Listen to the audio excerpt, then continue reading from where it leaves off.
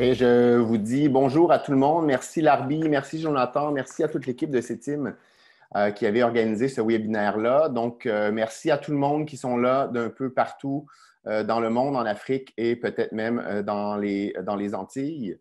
Donc, aujourd'hui, la thématique que je veux vous parler, c'est l'acceptabilité sociale des projets, la gestion des parties prenantes. Je vais mettre ça un peu dans le contexte de la COVID-19 vers la fin de la présentation. Donc, pour ceux qui ne me connaissent pas, j'ai peut-être des anciens participants qui sont ici ou non. Donc, Steve Forget, agronome de formation, spécialiste en gestion de projet et en évaluation environnementale et sociale des projets.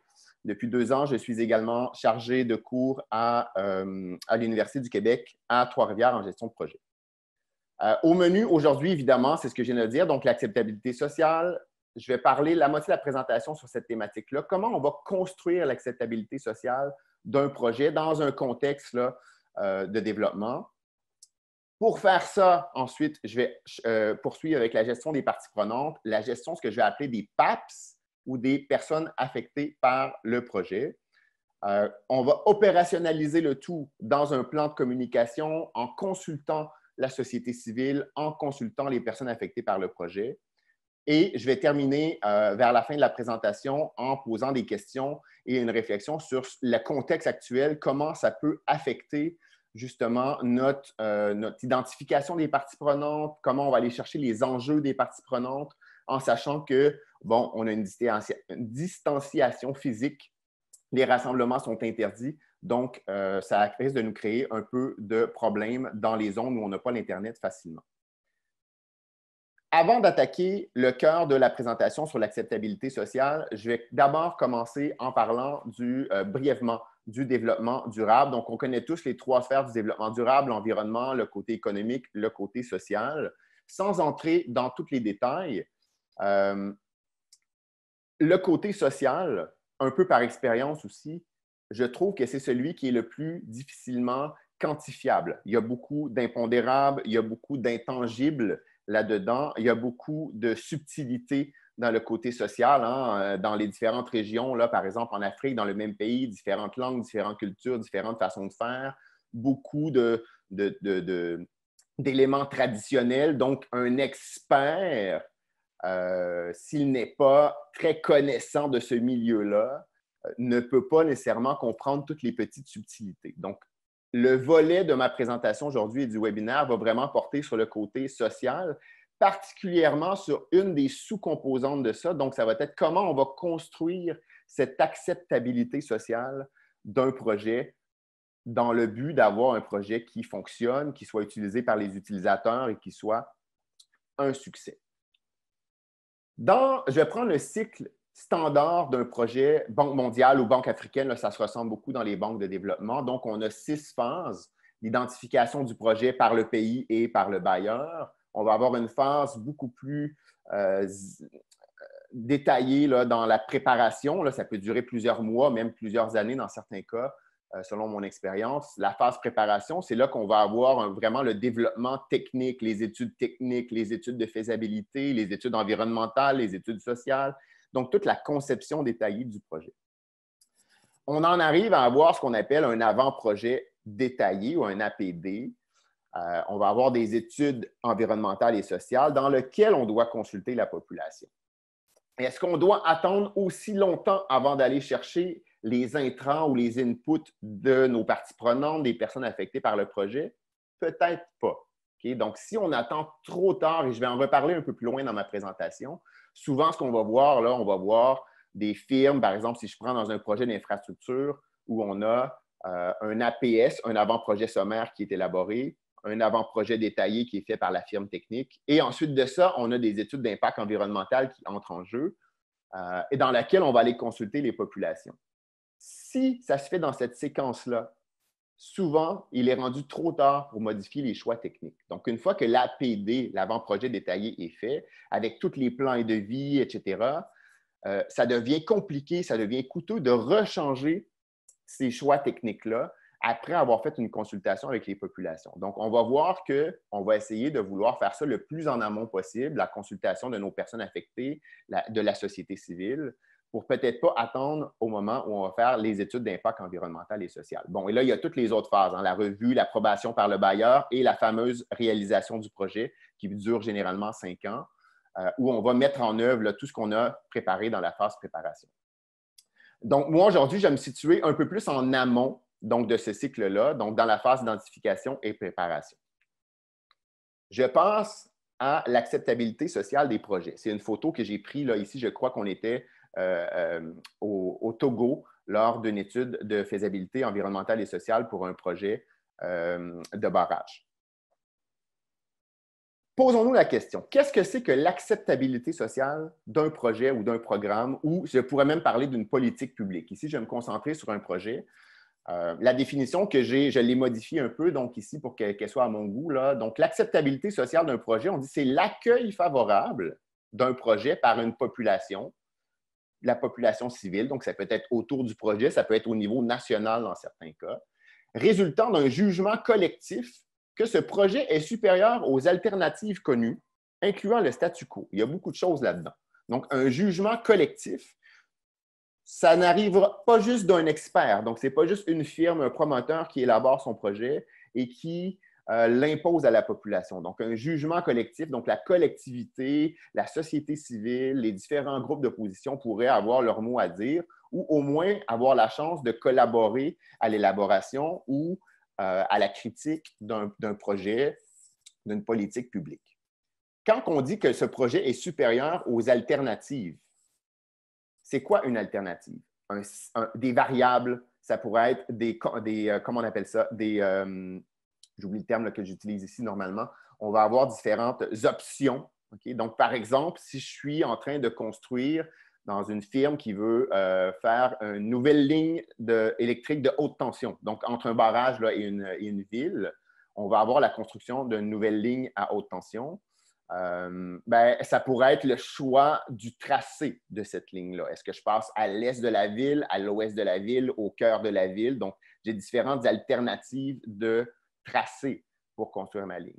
Si je suis plus au niveau de choix technique stratégique, je veux désengorger le trafic dans une ville, ce qu'on a dans tous les pays. Donc, admettons, qu'est-ce que je fais? Est-ce que je vais réserver des voies à des bus pour qu'ils puissent aller rapidement là, dans les différents quartiers? Est-ce que je vais avoir la construction d'un train léger sur rail? Est-ce que je vais avoir la construction d'un métro souterrain?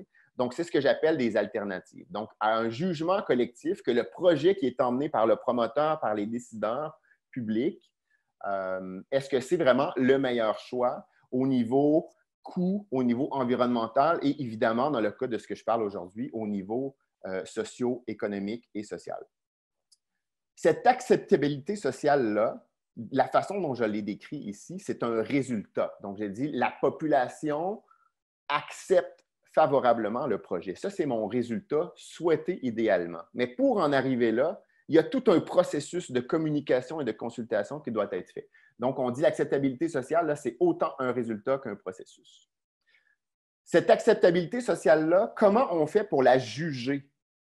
Est-ce que c'est un sondage? Est-ce que c'est dans le discours des gens? Est-ce que c'est dans leur réaction? Donc, ce que je marque ici dans le bas, je dis, on retrouve cette acceptabilité sociale-là dans le discours. Les gens peuvent vocalement nous dire qu'ils sont contre le projet en faisant des manifestations ou en écrivant dans le journal pour dire à quel point ce projet-là est génial. Par leur comportement. Donc, parfois, les gens vont se taire. Ce n'est pas parce que les gens ne parlent pas qu'ils sont d'accord. Ils vont faire des gestes qui vont s'opposer ou qui vont appuyer notre projet dans leurs attitudes générales face au projet et également dans la perception qu'a le public par rapport à un projet.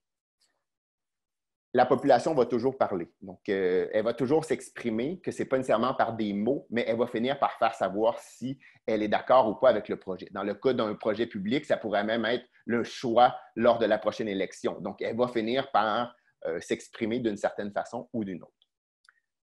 Si on parle d'acceptabilité sociale, je dois également parler de l'inverse. Donc, l'opposition à un projet ou ce que moi je vais appeler dans la présentation l'inacceptabilité sociale. Donc, c'est-à-dire les gens ne sont pas nécessairement d'accord avec ce projet-là. Je ne sais pas pour vous, là, les différents participants qui sont ici, je suis convaincu que vous avez des exemples de projets où la population n'approuve pas le projet. Peut-être qu'ils vont se taire pour ne pas le dire parce que c'est un projet imposé. On appelle souvent ça des projets du président ou des projets présidentiels dans certains cas. Ils ne vont pas le dire pour ne pas créer de remous, mais ça ne veut pas dire que les gens, parce qu'ils ne parlent pas, qu'ils sont d'accord. En tout cas, ici, si je donnerais l'exemple du Canada et du Québec, un projet public même ou un projet privé d'envergure, de construction d'un pipeline, d'un barrage, d'une ligne hydroélectrique, d'une usine, ça fait face à un mouvement d'opposition assez important et on doit, en tant que promoteur, en tant qu'agent public également, savoir comment s'y préparer, comment y faire face. Je vais vous parler de deux petits effets syndromes, là. Donc, le premier, c'est un acronyme en anglais qu'on appelle le NIMBY. Not in my backyard, donc pas dans mon jardin, pas dans ma cour. L'exemple qu'on voit souvent, moi j'ai un cas dans le village où j'habite, dans les Laurentides ici au Québec. Je suis d'accord avec la construction d'une ligne de haute tension pour venir apporter de l'électricité près de Montréal, tant et aussi longtemps que je ne vois pas cette ligne électrique-là et je ne veux surtout pas qu'elle passe derrière chez moi. Donc, construisez la ligne, mais pas près de chez moi. Je ne veux pas la voir. Je ne veux pas que ça m'impacte. Je ne veux pas que les ondes viennent affecter la santé de mes enfants. Le syndrome banana. Build absolutely nothing anywhere near anything. Ça, c'est ceux qui disent « Ah, moi, je suis pour le progrès, là, mais tant que rien change, je ne veux pas que vous construisez rien nulle part. Il faut que ça reste tel quel. » Ça ne fonctionne pas non plus. Donc, on voit quand même ce type d'opposants-là, parfois, qui vont avoir ces syndromes ou ces effets-là. Et je reviens aussi avec un concept en bas qui dit « Ce n'est pas parce que la majorité de la population ou d'une communauté est d'accord avec un projet que cette majorité-là a raison. Et à l'inverse, ce n'est pas parce qu'une minorité s'oppose que la minorité a tort. Et donc, il faut faire attention. Le choix idéal se retrouve peut-être entre les deux. Là. Donc, en tant qu'élu ou en tant que gouvernement, de faire passer des sondages en disant que la majorité de la population approuve la construction de telle infrastructure, ça ne veut pas nécessairement dire que c'est la bonne solution qu'on est en train d'apporter. Donc, les opposants à un projet ou ceux qui vont avoir des critiques à apporter peuvent également apporter des idées créatives qui vont améliorer notre projet. Je l'aime beaucoup, cette petite présentation-là. On voit un peu l'évolution entre deux différents scénarios de construction de l'acceptabilité sociale. Donc, l'évolution des rapports entre la science, les décideurs et la société civile. Donc, si je prends du côté gauche en premier, donc, on a un cas classique qu'on voit encore de nos jours où on va avoir un promoteur qui prend des choix techniques, il propose un projet, il présente ça à des décideurs publics, il va avoir des études qui vont être faites. Donc, ce que j'appelle ici les experts, /science, donc ceux qui détiennent la vérité, si je peux dire entre guillemets, basés sur des faits, basés sur des études. Donc, eux élaborent tous leurs projets dans leur bureau là, et boum, ils viennent présenter ça à la société civile une fois que le projet est tout bien ficelé. Donc, le projet de barrage là, est tout bien ficelé. On sait exactement où va passer les lignes haute tension, le barrage, la zone inondable, etc. Et on vient un peu imposer la décision du projet qui a été faite sur des faits scientifiques. Donc, qui a pris les décisions ici? C'est le promoteur, c'est les décideurs, appuyés par les experts. Et on a évalué les risques ou les impacts de ce projet-là en apportant ce que le promoteur et les experts jugent pertinent comme mesure d'atténuation pour avoir un meilleur projet. Et là, boum, on présente ça à la société civile. La société civile, rendue là, elle n'a plus vraiment un mot à dire. Le projet est tellement avancé que pour le remodifier, pour aller rechanger les plans et devis ou des éléments stratégiques du projet, c'est presque impensable. Et donc, ça, c'était la façon de faire avant. Ce n'est pas vers ça que je vais vous suggérer de tendre, c'est davantage vers le graphique de droite, donc où on a plus d'interaction. Et la petite phrase que je dis ici, je dis que la société également détient un savoir. Donc, la société civile détient un savoir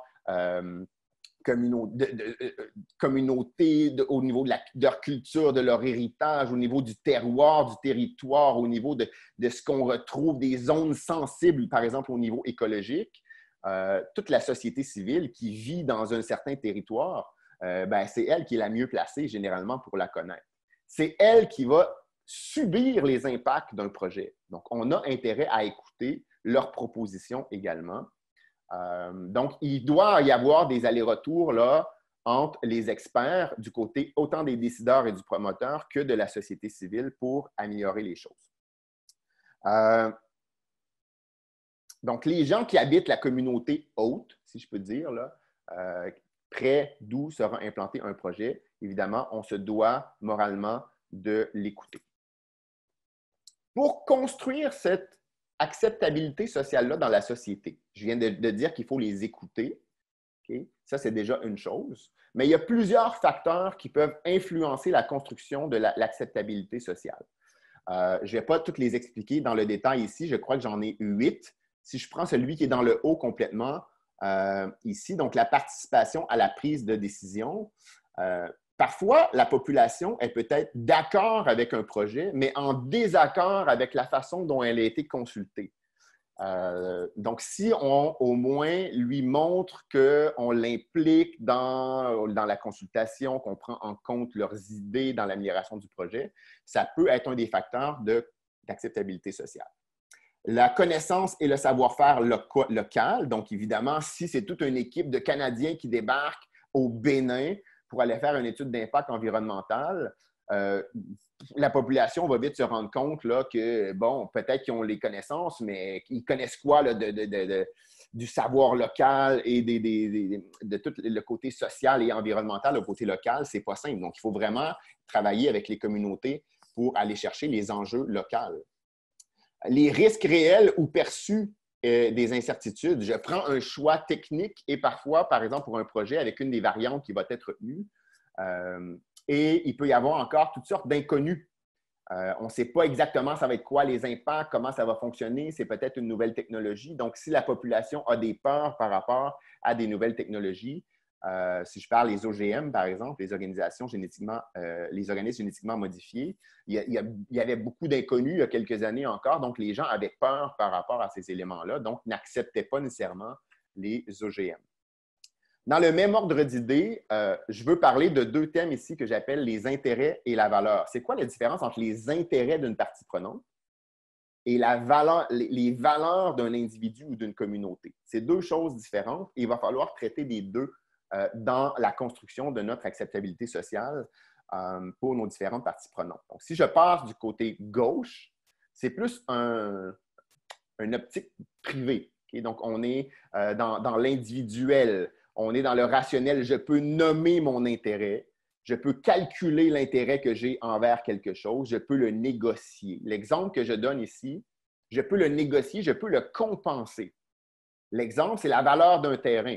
Donc, dans le cas où on va construire une route et qu'on doit déplacer des maisons, okay? On doit acheter, faire déguerpir les gens, là. On va pouvoir mettre une valeur au terrain, une valeur aux biens qui sont sur ce terrain-là, ou une valeur aux arbres fruitiers, par exemple. Donc, on est capable de le calculer et on est capable de le compenser, soit financièrement par un dédommagement en valeur monétaire ou en donnant accès à un terrain d'une qualité similaire et de financer la reconstruction et l'aménagement du site. Donc, c'est quelque chose qui est des intérêts. Qu'est-ce qui est le côté des valeurs? Donc, ça, c'est plus partagé dans une communauté. C'est quelque chose qui est ancré dans le cœur des gens. C'est difficilement quantifiable et très peu négociable. Donc, si j'arrive et que je dis, dans le cas d'un projet d'aménagement touristique, on va devoir faire des interventions d'infrastructures dans une forêt sacrée dans le nord du Bénin. La forêt sacrée ou dans une grotte sacrée où j'ai vu des crocodiles sacrés. Ce n'est pas difficilement compensable, ces éléments-là. Donc, c'est tellement ancré depuis des générations dans la communauté qu'on ne peut pas vraiment compenser en disant « je vais vous dédommager monétairement et on coupe la forêt sacrée ». Ou je ne suis pas sûr que la population va appuyer ce projet-là du tout dans ce cas-là. Donc, un promoteur et des décideurs publics qui axeraient leurs décisions uniquement en disant « on va régler le côté des intérêts des individus par des compensations va manquer quelque chose dans le projet, là. Donc, je ne suis pas sûr que l'acceptabilité sociale va être là derrière ce promoteur-là. Ça m'emmène à une question intéressante avec une réponse difficile. Qui devrait définir un projet? Là, ici, je me positionne vraiment dans le domaine public, là. Donc, je ne suis pas purement, là, je suis pas en train de parler d'une usine privée, là, mais je parle dans l'amélioration d'une communauté. Donc, qui doit définir un projet? Est-ce que c'est un promoteur, qui peut être public ou privé? Est-ce que c'est le maître d'ouvrage? Est-ce que c'est les élus, les fonctionnaires et le gouvernement? Ou encore la population? Donc, ce n'est pas si simple de trancher. Ça va dépendre des projets, ça va dépendre de l'impact stratégique de ce projet-là sur la communauté, sur la nation également. Idéalement, ça devrait être un mix de tout ça, hein? Le promoteur qui va travailler avec les élus, qui va consulter les populations pour en arriver avec un projet qui va se tenir. Je reprends le promoteur, le premier dans le haut. Un promoteur qui va avoir travaillé des mois ou des années sur une idée de projet, sur son concept, il va souvent s'être rendu très loin dans le développement de son projet au niveau technique et faisabilité. Il va avoir investi des efforts, de l'énergie. Quand il arrive et qu'il présente son projet à une population, souvent, il va avoir de la difficulté à croire qu'il y a d'autres alternatives qui sont meilleures. Okay? Il va tellement s'être convaincu lui-même que c'est son meilleur projet, son projet qui est le meilleur, que quand les gens arrivent avec des idées différentes, il va être un peu réfractaire. On le voit souvent là, dans les projets d'infrastructure et autres types de projets. Du côté des élus, les élus vont dire, ouais, on a présenté un projet lors de la dernière élection, par exemple, on a présenté un projet et on a gagné les élections. Oui, mais ce n'est pas parce qu'on a eu une élection il y a 2 ans que la population doit se taire nécessairement jusqu'à la prochaine élection. Donc, la population continue d'évoluer dans ses réflexions, dans sa façon de penser entre 2 élections. Donc, ce n'est pas parce qu'on a élu un gouvernement qu'on peut leur laisser carte blanche également pour l'appeaufinement de tous les projets là, qui vont toucher les différentes communautés. Du côté de la population, ce n'est pas parce qu'on s'oppose à un projet qu'on n'a pas des mauvaises idées, hein. Souvent, les opposants vont être éduqués, vont avoir regardé ce qui s'est fait ailleurs, au niveau international, dans d'autres pays. Ils vont être supportés par des groupes, par des ONG. Donc, ils peuvent très bien défendre leur point de vue. Donc, ce n'est pas nécessairement des ignorants, pas éduqués, qui sont contre le développement d'un autre côté. Donc, il faut vraiment essayer d'écouter. Ce n'est pas simple, hein? Même ici, au Québec, là, je dois dire, l'année dernière, j'ai fait un très gros mandat chez une grosse compagnie d'électricité. Pour ne pas le nommer, c'est chez Hydro-Québec. Et eux, ceux qui gèrent des projets chez Hydro-Québec, ils les appellent des chefs de projet et ce sont souvent des ingénieurs. Donc, c'est mon dernier point dans le bas de la diapo. J'ai dit le problème avec les experts. On a des ingénieurs, des équipes d'ingénieurs qui vont avoir développé, par exemple, un tracé de ligne haute tension de 200 km entre le point A et le plan B. Et ils sont convaincus qu'au niveau technique, c'est leur solution à eux qui est la meilleure solution. Peut-être au niveau des coûts, peut-être au niveau technique, mais peut-être pas au niveau social. Et une des lacunes, en tout cas ici, et je pense que c'est un peu international, chez les ingénieurs, j'aime bien taquiner les ingénieurs, je m'excuse s'il y a des ingénieurs qui sont là en direct présentement, j'aime bien les taquiner. Un ingénieur n'est pas nécessairement formé à faire de la consultation publique, à aller voir c'est quoi les enjeux des parties prenantes, à aller écouter des gens. Hein? Parfois, juste d'écouter ce que les autres ont à dire, on apprend beaucoup et on est capable d'améliorer le projet, de diminuer des lacunes et de s'assurer que la population va appuyer un projet. Combien de projets on a vus qui achoppent parce que le mouvement d'opposition devient de plus en plus grand? Techniquement, le projet, il était bon, mais la population, parce qu'elle n'a pas été consultée, parce qu'il y avait des meilleurs scénarios possibles, ou parfois, c'est de me faire des petites modifications. Hein? Sur un tracé de 200 km de long sur une ligne d'énergie, là, peut-être que sur 6 km, il faut juste dévier un peu la ligne pour éviter de complètement saccager un paysage pour que la population, la tension déjà diminue au sein de la population et qu'on ait un mouvement d'opposition qui soit fortement diminué. Ça, c'était pour le qui. Donc, le qui, là, pour faire une synthèse, c'était un peu tout le monde. On doit travailler un peu tous main dans la main.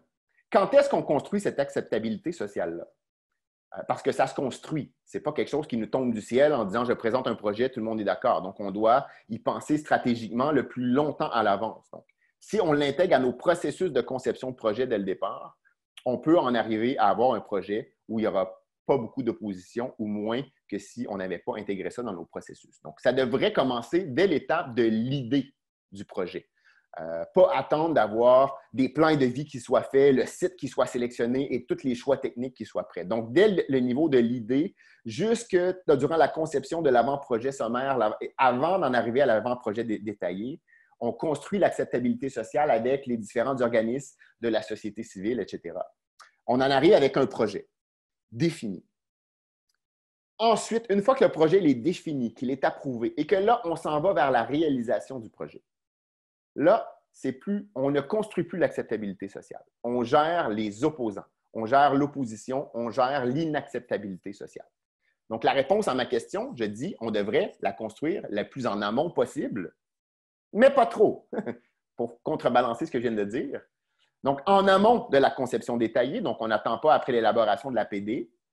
Si on le fait trop tôt d'un autre côté, si on va tout de suite annoncer aux gens qu'est-ce qui s'en vient dans le détail, en fait, si on n'a pas les détails, on présente quoi à la population? Donc, il faut avoir un peu de détails, mais pas tous les détails techniques qui soient arrêtés. Il faut se laisser une petite marge de manœuvre. Si on le fait trop tard, la conception détaillée, elle est trop avancée et ça nous coûte trop cher pour faire des modifications. En aval, comme j'ai dit, on va gérer l'inacceptabilité. Une fois que les gens sont campés dans leur position, là, dans leur opposition, ça devient verrouillé. C'est très difficile de leur faire changer d'idée. Attention aux 3 I. 3 I. Ça, c'est ce qu'on voit souvent. 1. On informe la population du projet. On informe des choix techniques du projet. On informe du tracé. On organise des sessions de consultation avec les parties prenantes, avec les personnes affectées, avec la société civile. On veut obtenir leurs commentaires, on veut obtenir leur feedback, on veut obtenir leurs intrants. Donc, on fait tout ce simulacre de consultation et on ignore les recommandations de tout le monde parce qu'on ne peut plus changer le projet. Donc, parce qu'un bailleur de fonds, parce que la législation nous oblige à faire des consultations publiques, on fait des consultations publiques qui engendrent des coûts, des efforts, etc. On fait la synthèse de tout ça, on met ça dans le rapport et on continue le projet tel quel. Okay? Ça, c'est attention. Vous ne reprendrez pas la population 10 fois si on fait ça. Les gens vont tout simplement plus pointer à vos réunions de consultation publique et la confiance qu'ils vont avoir envers le promoteur et les institutions publiques vont être fortement diminuer. Donc, on ne veut pas ignorer, à moins que ça soit vraiment là, des propositions qui ne se tiennent pas. Mais généralement, si on le fait le plus tôt possible, on n'aura pas à se rendre à cette problématique des 3 I-là. Maintenant que j'ai expliqué un peu l'acceptabilité, les principes d'opposition et qu'est-ce que ça prend pour construire tout ça, qui est-ce qu'on va consulter? C'est quoi les enjeux de ces personnes-là? Donc, c'est ce que j'appelle la gestion des parties prenantes. Okay? Donc, l'identification des parties prenantes, l'identification de leurs enjeux. Je vais parler de la cartographie des parties prenantes. J'ai 2 petits schémas à vous montrer. Et le but, c'est d'en arriver à une stratégie. Et souvent, nos stratégies vont être des stratégies de communication et via un plan de communication. Donc, on va vraiment devoir avoir des messages clés pour différents groupes de parties prenantes. Donc, qu'est-ce qu'une partie prenante? Là, on a tous déjà vu la définition, un individu ou un groupe d'individus qui a un enjeu particulier ou des enjeux dans un projet qui peuvent affecter le projet de façon positive ou négative. Donc, ils peuvent m'aider ou ils peuvent me nuire. Ou ça peut être aussi ce que j'appelle des personnes affectées par le projet qui peuvent être affectées négativement et ou positivement par le projet. Donc, pourquoi on veut s'intéresser aux parties prenantes? Donc, pour améliorer la durabilité du projet. On a tous des exemples un peu partout dans tous les pays dans lesquels j'ai été travailler où il y a eu le financement et la construction de marchés publics modernes qu'on appelle. Donc, dans les villes ou dans les villages. Donc, on construit là, un peu à l'écart de la route là, avec des petits abris pour la pluie. Tout est en béton avec un stationnement pour que tous les petits marchands là, qui sont sur le bord de la rue aillent s'installer là les jours de marché. Et bien souvent, ça ne fonctionne pas. Après quelques semaines, tout simplement, les gens n'y vont pas ou ils reviennent après quelques temps se réinstaller sur le bord de la rue. Donc, le projet n'est pas durable dans le temps. Pourquoi? Okay? Je n'ai pas toutes les explications pour ça, mais souvent, est-ce qu'on a vraiment consulté les gens sur le site? Pourquoi les gens ne veulent pas aller s'installer là? Donc, est-ce qu'on a vraiment fait un travail en amont de construire l'acceptabilité sociale et la raison d'être du projet qu'on essaie d'avancer? On veut travailler avec les parties prenantes pour renforcer l'adhésion du projet. On veut que la population donne son assentiment avec le projet. Mieux comprendre les différentes dynamiques socio-économiques, environnementales, sociales de notre projet. On veut élaborer le projet qui soit le plus acceptable socialement le plus tôt possible, avant que ça nous coûte trop cher pour modifier ça.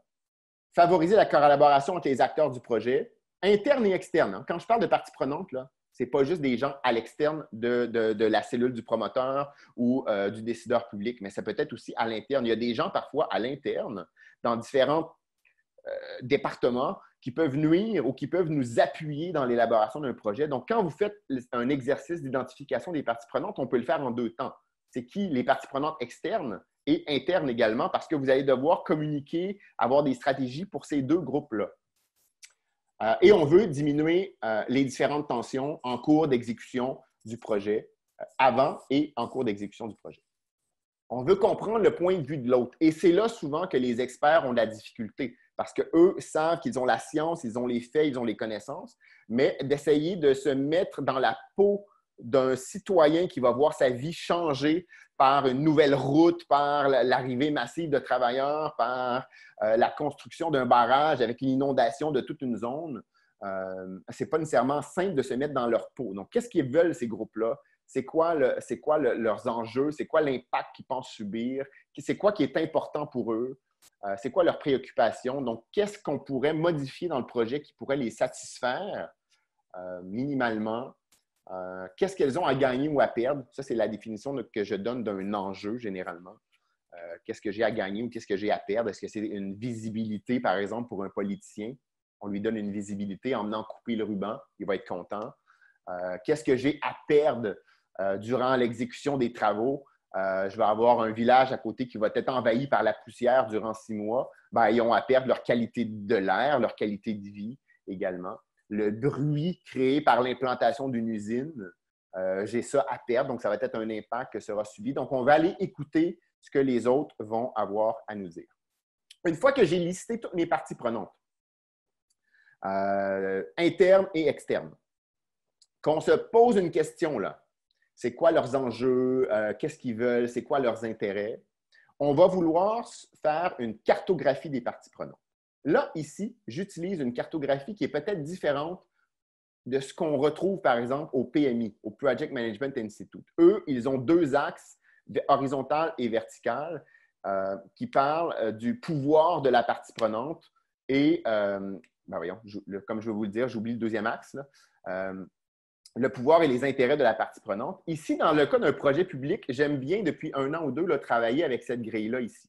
Sur l'axe des X ou horizontal, j'ai le positionnement de la partie prenante ou du groupe face à mon projet. Donc, du côté droit, je vais avoir ceux qui sont favorables au projet. Du côté gauche, je vais avoir ceux qui sont défavorables au projet. Et sur l'axe vertical, je vais avoir l'influence de la partie prenante. Donc, peu d'influence dans le bas et beaucoup d'influence dans le haut. Donc, je me retrouve avec 4 grands cadrans que j'ai appelés les alliés, les sympathisants, les insatisfaits et les opposants. Et au milieu de tout ça, je retrouve les indécis. Ils sont ni pour ni contre le projet et ils n'ont pas vraiment d'influence sur le projet, moyennement. Donc, ils sont vraiment au milieu, ils sont indécis. Si je prends, par exemple, je veux construire une ligne électrique entre un barrage et une ville. Je me positionne ici, là, je ne sais pas si vous voyez mon petit pointeur, donc je prends pour acquis que vous le voyez ici sur mon écran. Admettons que je me positionne avec une partie prenante qui est vraiment, vraiment, vraiment contre le projet et qui a beaucoup d'influence. Admettons, dans le cas où on va construire cette ligne-là et on doit s'approprier les terres du chef d'un village, par exemple. Sur le tracé, là, donc le chef, lui, il va perdre accès à ses terres. Il y a quand même beaucoup d'influence dans dans la région et il est vraiment contre le projet. Donc, il se positionne ici dans le haut à gauche. Donc, il est vraiment là, ce que j'appelle dans l'extrême, dans les opposants dans le haut. Je vais avoir des alliés. Les alliés, ça pourrait être qui? Bon, l'équipe du projet, l'équipe du promoteur. Je pourrais avoir des élus dans les ministères, les ministres, le bailleur de fonds généralement. Et je vais peut-être avoir aussi des gens dans la société qui vont être fortement influents et que je vais vouloir utiliser comme levier. Dans les sympathisants, donc pas beaucoup d'influence, pas beaucoup de pouvoir sur mon projet, mais ils sont d'accord avec le projet. Donc, ça pourrait être, par exemple, j'ai dans le cas de cette construction d'une ligne à haute tension, je vais avoir une usine qui va avoir maintenant, voir une diminution comment vous appelez ça? Le délestage. Donc, il n'y a plus de délestage, l'électricité va être plus stable. Donc, c'est peut-être une petite usine sans grande influence sur le politique, sans grande influence sur la région. Donc, il est dans le bas de mon cadran, mais il est vraiment d'accord avec le projet. Donc, je vais avoir ces sympathisants-là. Et je vais avoir les insatisfaits, donc des gens, par exemple, qui vont voir la ligne de haute tension passer. Admettons, je prends un exemple au Bénin ou au Togo où j'étais, là. C'est exactement un cas comme celui-là. Il y avait des gens qui vont voir la ligne à haute tension passer dans leur village. Donc, ils ont des impacts négatifs, mais le projet ne prévoit pas de leur apporter l'électricité via un réseau de distribution. C'est vraiment, la ligne, elle passe là à haute tension pour l'acheminer peut-être à 200 km au sud, mais le village n'aura pas accès à l'électricité suite à ce projet-là. Donc, elle subit des impacts, elle n'a pas beaucoup de pouvoir, donc c'est des insatisfaits. Et j'aurais les indécis, peut-être les médias, par exemple. J'aurais peut-être certaines ONG qui sont au milieu de tout ça. Pourquoi je vous parle de tout ça? Il va falloir réfléchir à comment on va prendre, par exemple, un opposant qui se situe ici. Et dans mes stratégies, comment je vais faire pour soit, essayer de l'isoler pour pas qu'il contamine un peu les autres. Là, je vais faire une analogie au virus. Là, désolé, ce n'était pas voulu. Je veux les isoler pour pas qu'ils influencent trop ceux qui sont les alliés, les sympathisants, les indécis. Ou peut-être que je vais vouloir créer une stratégie pour prendre un opposant et le faire migrer plus vers les indécis ou vers les alliés, ou prendre un insatisfait et le faire migrer vers le milieu ou vers les sympathisants. Donc, je vais vouloir avoir certaines stratégies comme ça pour faire déplacer le positionnement des opposants et des insatisfaits du côté droit. Ce n'est pas simple. Je pourrais vous en parler pendant des heures et des heures de ce côté-ci.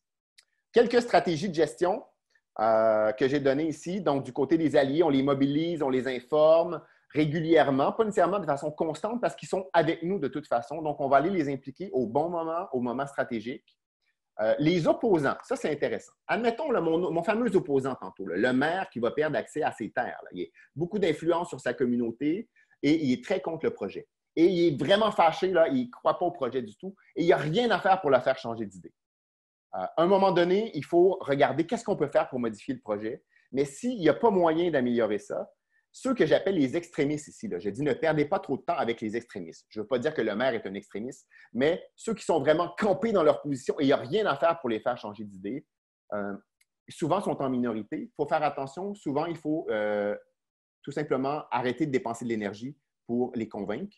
Il va falloir désamorcer leurs attaques et corriger les faits. Donc, ils vont arriver avec des mensonges dans certains cas. Il va falloir contre-attaquer gentiment avec les faits, avec les positions réelles. Les insatisfaits, les écouter, parler avec eux, essayer de les convaincre, les rassurer, mais ce n'est pas ici qu'on va mettre le plus d'efforts. Et nos sympathisants, bien, on va les engager au moment opportun aussi, les informer de la progression, montrer qu'on tient compte de leurs suggestions, donc peut-être intégrer certaines de leurs suggestions pour qu'ils demeurent du côté droit de notre cadran. Et surtout, ne pas oublier les indécis. Les médias, par exemple. Comment on va peut-être pouvoir avoir une petite salle réservée aux médias avec le café, les beignes. C'est pas qu'on veut les corrompre, là, mais on veut avoir des petites salles aménagées pour eux. On pense à eux, on les invite, on fait des petites conférences de presse, on leur envoie nos communiqués de presse. Donc, on s'assure que leur vie est facile pour que nous, en tant que promoteurs et publics, on soit en train de leur rendre la vie facile pour qu'ils demeurent indécis puis on leur donne des faits, on les emmène faire des visites sur le site, etc. Donc, peut-être qu'on leur donne des petits bonbons. La conclusion de tout ça, c'est qu'on va prendre tout ce qu'on vient de faire ça et on va mettre ça dans un canevas dans un modèle d'analyse de parties prenantes, là, avec tout ce qu'on vient de faire, les intérêts, l'influence, le positionnement, les actions qu'ils peuvent faire pour nous aider ou nous nuire, la partie prenante. Et nous, qu'est-ce qu'on va faire comme promoteur ou agent public pour gérer les actions possibles de la partie prenante? Donc, pour déplacer leur positionnement pour qu'ils deviennent un peu plus en faveur ou plus neutres. Donc, c'est un peu tous ces éléments-là qu'on va devoir faire. Sans entrer dans plus de détails, je voulais juste faire une petite note sur les nouvelles normes environnementales et sociales de la Banque mondiale depuis le 1er octobre 2018. Donc, tout nouveau projet approuvé par le conseil d'administration de la Banque mondiale depuis le 1er octobre 2018 doit se soumettre aux nouvelles normes environnementales et sociales. Il y en a 10. La 10e, ça touche la gestion des parties prenantes et la communication avec les parties prenantes. Et ils ont introduit un document qu'on appelle maintenant le plan de mobilisation des parties prenantes, donc le PMPP. C'est obligatoire pour tous les nouveaux projets. C'est un document qui est public. Je me suis toujours posé la question sur la pertinence d'avoir ce document-là public parce que si je suis en train de divulguer le comment je vais gérer un opposant, je ne suis pas certain que ça devrait être public, mais en tout cas, dans la politique de la banque, c'est un document qui est public. Vous pouvez taper dans Google, j'ai trouvé plein d'exemples, qui va fixer les dates, les modalités de mobilisation et de communication avec les parties prenantes tout au long du projet. Décrire les mesures pour lever les obstacles à la participation si on a des obstacles prévus pour la participation du public avec les parties affectées. Je ne sais pas si c'est possible, j'ai oublié de valider tout à l'heure avec Jonathan, mais j'ai le modèle type là, du plan de mobilisation des parties prenantes sur lequel on doit se baser. Je l'ai téléchargé et je vais demander à CETIM de l'envoyer à ceux qui sont présents au séminaire. Là, je m'excuse à CETIM, j'ai oublié de vous demander si c'était possible avant, mais voilà, je me suis engagé, donc vous allez le recevoir. Toute cette réflexion-là, on identifie les parties prenantes, on pense à notre stratégie de communication, de consultation pour en arriver à avoir l'acceptabilité sociale de notre projet. Souvent, là, 95% des stratégies qui vont être utilisées, c'est des stratégies de communication on va fournir de l'information, on va avoir des messages clés qu'on va construire, des communiqués, des démonstrations, etc. Donc, ça va se construire dans un plan de communication. Je ne vais pas entrer dans les détails de qu'est-ce qu'un plan de communication, mais c'est qui nos parties prenantes, quel message on veut passer, comment on va s'y prendre, qui va s'y prendre, comment on va faire le suivi de ça, à quel moment on va le faire. Et c'est un document, un plan de communication qui devrait être simple sur quelques pages. Ce n'est pas un document de 150 pages qui devrait être complexe à faire. Mais c'est l'aboutissement de toute la réflexion de ce qu'on vient de faire dans les dernières 35-40 minutes. Et c'est un document qui doit rester vivant. Ce n'est pas un document qu'on a fait il y a 2 ans et qui demeure là, statique ou sans bouger. On doit le mettre à jour constamment pour refléter ce qui se passe. Il y a peut-être des nouveaux opposants, des nouvelles réalités. Donc, on doit quand même s'assurer que ça va refléter la réalité de façon constante. En terminant, il me reste 3 petits points à voir. Je voulais faire un lien avec l'acceptabilité sociale, la gestion des parties prenantes et le contexte actuel de la pandémie là, COVID-19. Donc, je me suis dit, je réfléchissais à ça, je me dis, qu'est-ce qui va changer à court et à moyen terme? Les rassemblements sont... Comment on va consulter les parties prenantes généralement? On va les rencontrer en personne. Les photos que j'ai mises un peu plus tôt, moi, c'était dans des églises ou c'était dans la bibliothèque à Toun, au Togo. Donc, c'était dans des lieux publics où on rassemblait des dizaines, des centaines de personnes, tout entassées les uns sur les autres pour présenter le projet, pour les écouter. Peut-être qu'à court terme, la prochaine année, les 2 prochaines années, ça risque d'être un peu difficile de faire des rassemblements comme ça. Si on doit faire un rassemblement, on doit respecter une certaine distanciation physique. Donc, je parle de distanciation physique et non pas de sociale parce qu'on peut quand même se parler. Ici au Canada, c'est 2 mètres. Ça complique un peu les choses. La peur des autres, surtout ceux qui viennent de l'extérieur. Je m'imaginais, moi, là, aller faire une consultation publique. J'arrive d'un pays où on est rendu à je ne sais pas combien, 3 000 morts, peut-être au Canada, 4 000 morts. Et je m'en vais là, faire une consultation publique dans 6 mois dans une région là, du Congo. Les gens est-ce qu'ils vont avoir peur de moi? Est-ce qu'ils vont avoir peur de venir à la consultation publique, etc.? Donc, s'assurer peut-être qu'on va avoir les équipements de protection individuelle, qu'on va avoir des masques, etc. Donc, on va falloir sensibiliser dans notre communication pour la consultation tous ces éléments de protection-là là, pour pas que les gens aient peur de venir nous parler.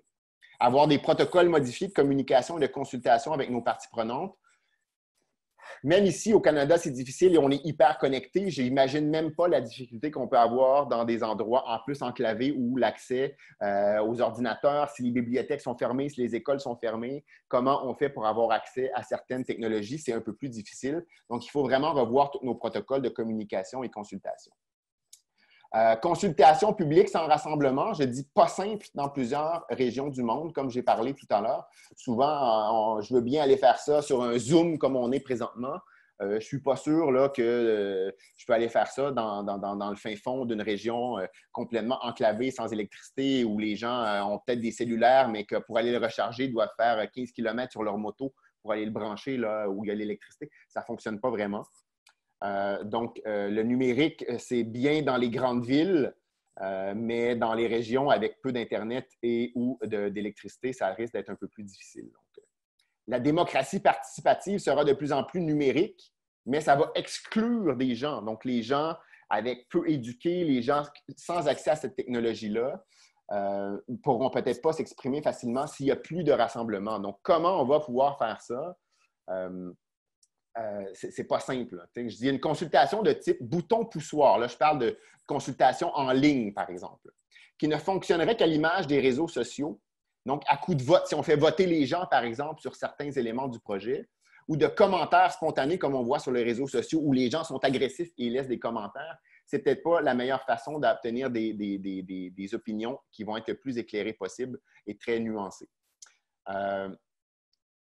Donc, j'ai dit, comment on pourrait faire ça? Est-ce que ça va être en renforçant les capacités des différents organismes de la société civile qui, eux, vont représenter la population sur le terrain, donc en rendant accès à la technologie via les ordinateurs, etc. Donc, il va vraiment falloir penser, et je n'ai pas toutes les solutions là, à ça, mais c'est sûr que la diminution des rassemblements et la distanciation physique va venir reporter certaines consultations. Moi, je le vis personnellement dans mon entreprise, ici dans ma petite ville où je suis, où j'ai un projet de dézonage qui est en cours d'un terrain. Je veux faire changer le zonage. Et présentement, l'étape qui me manque pour aller de l'avant, malgré le fait que les élus ont dit oui, la ville doit organiser une consultation publique, mais la loi dit que ça doit être une consultation publique en personne. Donc, tout mon projet, il est suspendu. Je pense que c'est la même chose qui va se passer présentement dans plusieurs projets. Donc, penchez-vous sur ça le plus vite possible pour éviter d'avoir des retards là, trop importants dans la préparation de vos projets. En conclusion, les messages que je veux que vous reteniez de cette présentation-là, donc j'ai dit la gestion des parties prenantes et l'acceptabilité sociale vont avoir un impact important sur le succès de votre projet. C'est de votre responsabilité en tant qu'agent public, en tant que promoteur, de penser à cette gestion des parties prenantes-là. Ce n'est pas parce que vous avez embauché un consultant dans la phase préparation et que vous avez fait un plan de mobilisation des parties prenantes, que ça s'arrête là. Non, même durant l'exécution du projet, il va falloir mettre à jour toutes ces informations-là, nos stratégies, les mettre à jour également. Donc, il est important d'avoir une compréhension détaillée des enjeux, des attentes, des besoins de toutes nos parties prenantes. Et je répète, plus on intègre les préoccupations tôt dans notre processus d'élaboration du projet, plus c'est techniquement facile et peu coûteux d'intégrer ces modifications-là à notre projet. Si on attend trop tard, ça devient difficile, voire trop coûteux pour améliorer notre projet. La cartographie des parties prenantes, le plan de communication doivent être constamment ajustés en cours de projet. Ils doivent demeurer vivants, ce qui n'est souvent pas le cas. Donc, on le fait, on oublie ça, c'est sur une tablette et on n'y touche plus jusqu'à la fin du projet. Ça, c'est une erreur. Donc, si on veut avoir un projet acceptable socialement, on doit s'y investir tout au long du projet, le plus tôt possible et ne pas oublier de faire les mises à jour après coup. Donc, je vous remercie beaucoup pour votre écoute. Je vais donner la parole à Jean-Michel pour voir s'il y a eu des questions ou pas. Bonjour à toutes et à tous. Jean-Michel Delagrave, directeur des services professionnels de CETIM. Alors, j'ai le plaisir de vous rejoindre ce matin pour animer cette brève période de questions. Tout d'abord, merci beaucoup, Steve, pour la générosité, tout d'abord, d'avoir partagé ce ce que je trouve qui est le côté sombre souvent des projets, nous avoir éclairé sur ça parce que les projets, on les pense souvent tout d'abord en termes très techniques, comme tu l'as dit, où va passer la ligne électrique, comment on va construire le barrage, etc., mais peu en termes sociaux. Donc, c'était extrêmement intéressant et surtout pour avoir été si concis dans cet exposé. Tu nous avais promis 45 minutes, tu en as pris 46 et demi. Donc, ça nous laisse quelques instants pour partager des questions, des préoccupations, des demandes de clarification. Là, vous êtes une cinquantaine à nous rejoindre de l'Afrique du Nord, de l'Afrique de l'Ouest, de Madagascar à Haïti. On a des gens qui se sont nommés un peu au début du webinaire. Alors, on est heureux que vous soyez avec nous ce matin. Tout d'abord, si on débute par... il y a M. Tohi qui nous parlait, là, tu as terminé avec la catégorisation justement des parties prenantes. Est-ce que la prise de décision se base simplement sur la catégorisation des parties prenantes en termes quantitatifs ou il y a d'autres facteurs qui entrent en jeu pour arriver à un consensus versus un processus démocratique? Non, je ne pense pas qu'il faut rester uniquement quantitatif. Ça serait évidemment une erreur de rendre l'opération très mathématique avec des points, etc. Savoir des fois, on met des matrices là, qui vont donner des points sur l'importance d'une partie prenante. Je pense que ce serait une erreur. Donc, rester à l'écoute, aller beaucoup du côté qualitatif, du côté de la perception des gens. La perception, c'est difficile de la rendre nécessairement quantitative. Donc, rester à l'écoute de tous leurs éléments, ça demeure important. Mais si on rend l'opération trop mathématique, je pense qu'on perd toute la plus-value de cette opération-là, justement. Là. C'est plus on reste à l'écoute du non-dit, plus on reste à l'écoute du non-verbal. On ne peut pas quantifier ça. Là. Quantifier le silence, qu'est-ce que ça veut dire, le silence? Si les gens ne parlent pas, vous posez des questions dans une consultation publique et que les gens ne répondent pas, est-ce qu'ils ont compris? Est-ce que vos experts parlent dans des termes techniquement compréhensibles? Souvent, là, les experts qui vont être présents dans une consultation publique vont présenter des trucs et ils sont convaincus que tout le monde comprenne, mais ils ne comprennent pas du tout. Là. Et les gens ne parlent pas, donc peut-être qu'ils n'ont rien compris ou peut-être qu'ils s'opposent et ils n'osent pas. Peut-être qu'ils vont également... je suis peut-être en train de dévier la question, là, mais je suis parti sur mon truc. Là. Il y a peut-être un opposant dans la salle qui est plus vocal. Je voulais parler de ça dans la présentation, j'ai oublié de le dire. J'ai peut-être un opposant là, qui est très en colère et qui va se lever et qui va parler fort. Et on a l'impression là, que comme lui parle fort, que tout le monde s'oppose. Là. Mais il y a peut-être 50 autres personnes qui ne parlent pas. Donc, il va falloir aller chercher l'opinion de ceux qui ne parlent pas. Parce que c'est peut-être lui qui va influencer les autres. Donc, comment on va pouvoir là, s'assurer que, aller valider, est-ce que les autres ont la même opinion que lui et tout ça. Donc, on est beaucoup, je pense, dans le qualitatif dans tout ça. Là. Écoutez le non-dit puis aller chercher, justement, c'est pas nécessairement parce que quelqu'un est plus puissant ou plus fort qu'il a nécessairement raison. Puis je pense que c'est un peu un parallèle comme avec les décisions de gestion où une bonne décision qui est acceptée par personne ne vaut pas grand-chose. Il vaut mieux avoir une décision qui est un petit peu moins bonne et qui est partagée par la majorité qui va nous permettre d'avancer. Donc, justement, pour rester sur ce sujet-là, on a M. Ali qui pose une question dans le cadre de ce que tu viens de répondre, qui parle, est-ce qu'il existe un outil justement pour corriger l'erreur de prise en compte des avis des acteurs locaux ou plutôt un outil spécifique de suivi? Parce que tu l'as bien dit que c'était dynamique, toute cette grille-là qu'on construit au début, là, la cartographie des parties prenantes, mais est-ce qu'il y a d'autres outils à ta connaissance qui existent à part refaire l'exercice fréquemment? Je ne connais pas d'autres outils. Je pense qu'il ne faut pas essayer de vouloir, moi j'aime bien l'expression « apprenons à marcher avant de courir ». Je pense que pour faire la gestion des parties prenantes, on n'a pas besoin d'avoir d'outils complexes technologiques. C'est beaucoup d'une réflexion. Moi, ce que j'ai vu là, dans les grandes institutions, même ici au Québec, là, ça se fait carrément avec des grands cartons sur les murs, avec des petits post-it jaunes. Pour vrai, là, les gens font ça en 2020, encore aujourd'hui. Ils prennent des photos de ça. Ils vont s'assurer que ça ne va pas filtrer en dehors de leur bureau, que ça reste confidentiel. Ils vont travailler papier. Ils vont essayer de ne pas s'échanger les documents, même par courriel, pour pas que ça fuit l'année dernière en France, là, il y avait justement un cas comme ça sur une cartographie des parties prenantes sur la gestion des pesticides. Là. Et la cartographie de tous les élus, qui étaient contre, pour et contre, avait été coulée dans les journaux. Donc, en fait, je pense qu'il faut essayer de ne pas être technologique quand on fait ça. Donc, on reste à la base là, et il faut avoir un visuel et on reste avec une petite équipe qui va faire ça, mais je ne pense pas qu'il faut s'en aller dans des grands outils technologiques là, pour le faire. Bref, keep it short and simple. Ne pas essayer de monter des systèmes d'information hyper compliqués, puis allons droit au but, puis gardons l'oreille ouverte. On a aussi, là, on n'aura malheureusement pas le temps de prendre l'ensemble des questions et des commentaires parce que ça suscite beaucoup d'intérêt. Mais peut-être un ou deux derniers. On a M. Keffer qui dit en avant-projet, quelle durée doit-on prévoir dans un échéancier pour l'acceptabilité sociale?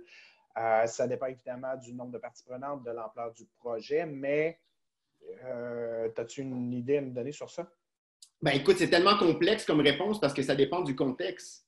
Dans certaines organisations ou dans certains, admettons, je prends le cas sur lequel j'ai vécu ici l'année dernière, eux, ils ont des instances, ce qu'ils appellent chez Hydro-Québec, qu'on appelle relations avec le milieu. On les appelle les RAM.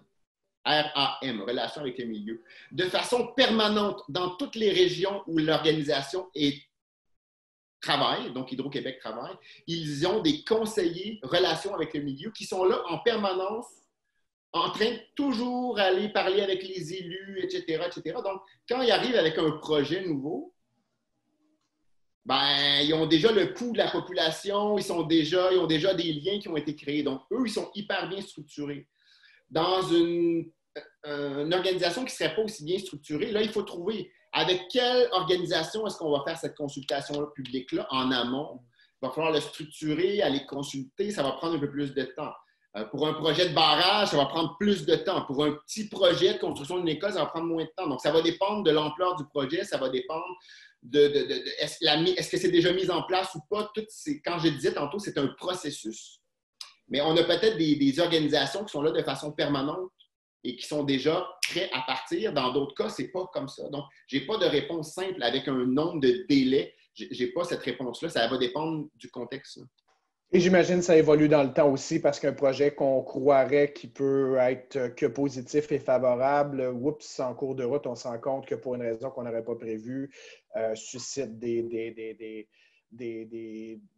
un barrage d'opposition et puis on ne pouvait pas le prévoir ou on ne l'avait pas anticipé plutôt. Effectivement. On va compléter par une dernière question, commentaire qui revient souvent et qui nous a été mentionné notamment par M. Augustin, par M. Bassirou, d'autres personnes qui ont eu des problèmes de communication durant ce webinaire. La réponse, est-ce que si vous avez des problèmes de communication, vous avez tout perdu? Non. Dieu est grand, Allah Akbar. Vous pouvez réécouter pour votre bénéfice ou le bénéfice de vos collègues le webinaire qui va être mis sur notre site web en ligne dans les prochains jours, setim.com/webinaire.